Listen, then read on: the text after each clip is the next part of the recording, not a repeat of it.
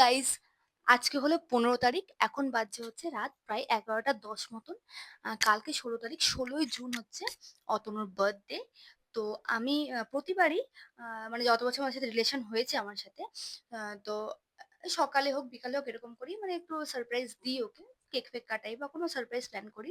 তো এই বছর আমি একটু অন্যরকম ভাবলাম, যে রাতের বেলায় মানে 15 তারিখ রাত 12টার পরে ওকে একটু সারপ্রাইজ দেবো।